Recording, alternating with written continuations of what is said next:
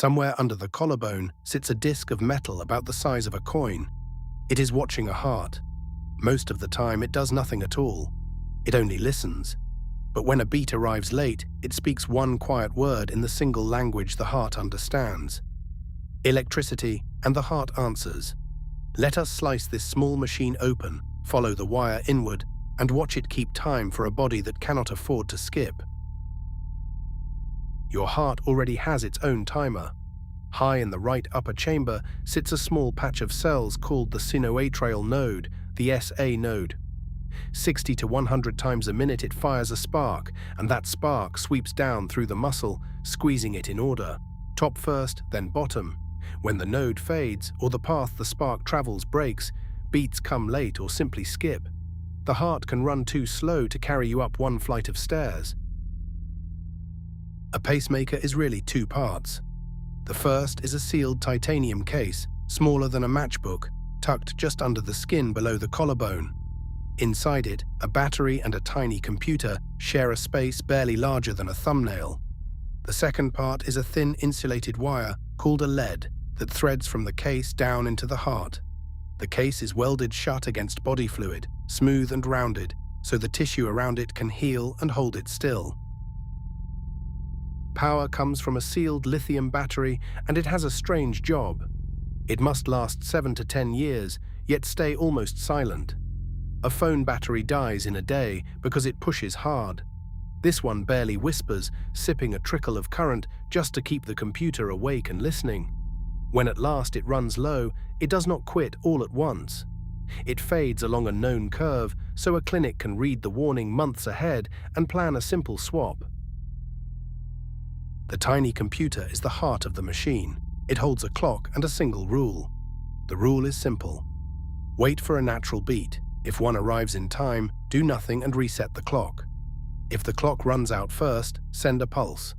Doctors set the lower limit, often 60 beats a minute. The slowest the heart is allowed to fall. Everything the device does flows from that one countdown, ticking quietly under the skin, ready but patient. Reaching the heart takes a clever path. The lead, that insulated wire, slides into a vein near the shoulder and rides the bloodstream inward, following the vessel down into the right side of the heart. There its tip anchors against the inner wall, sometimes with a tiny screw, sometimes with small flexible tines that catch the muscle. The very end is bare metal. This is where the machine actually touches living tissue, close enough to feel each beat and to answer it. Most of the time, the pacemaker only listens. Each natural beat makes a faint electrical ripple, and the bare tip picks it up like a microphone pressed to the muscle. The computer watches for that signal. When it sees one, it knows the heart is doing its own work, so it holds its pulse and quietly restarts the clock. This is the kindest part of the whole design. A healthy beat is never overwritten. The machine simply stays out of the way. Now the rule does its work. Picture the clock counting down toward the lower limit. If a real beat lands first, the count resets and nothing happens. But if the muscle stays silent and the count reaches 0, the device decides the heart has fallen behind. Only then does it act. This is called demand pacing because the pulse is delivered on demand, never on a fixed schedule.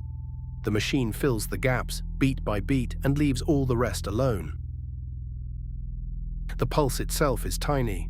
The computer releases a small charge it has been storing, sending it down the lead to the bare tip resting on the muscle.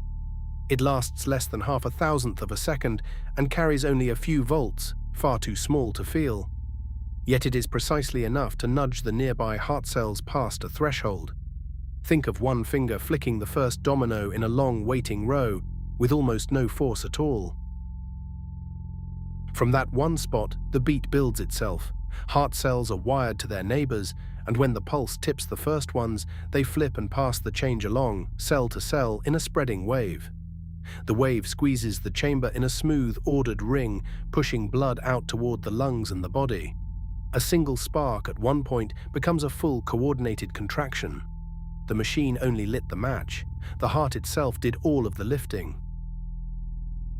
A heart should not beat the same at rest and on a staircase, so most pacemakers carry a small motion sensor and can feel you moving. When the body works harder, the device quickens its lower limit, letting more pulses through, the way a healthy heart would climb. When you settle again, it eases back down. It is not just filling gaps now, it is reading your day and matching the timer to your effort, minute by minute, step by step. So follow the chain once more. The heart's own node normally sets the natural beat. The sealed case holds a long-life battery and a small computer running one rule. A lead carries that rule into the heart and listens at its bare tip. When a real beat arrives, the device stays quiet. When the clock runs out, it fires a tiny pulse.